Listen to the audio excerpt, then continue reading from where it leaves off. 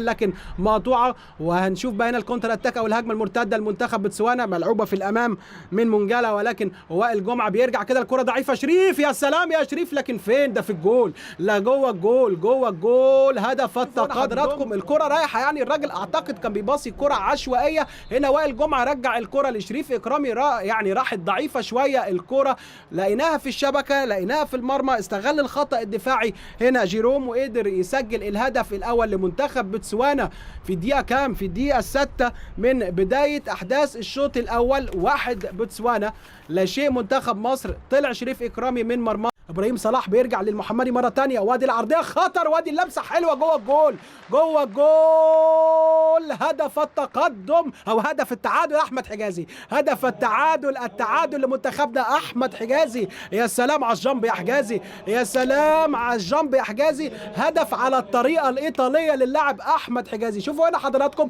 الراجل واقف فين، خد خطوتين لورا ثم خد خطوتين لقدام احمد حجازي. يا سلام عليك يا حجازي. شوفوا هنا بقى، دي كره اوروبيه وهدف اوروبي انجليزي ايطالي، ادي من احمد المحمدي لاحمد حجازي. شوفوا حضراتكم هنا الهدف، الراجل رجع لورا خد خطوتين والكره جايه خد خطوتين لقدام احمد حجازي. هدف التعادل في دقيقه كام؟ في دقيقه 37 من بدايه احداث الشوط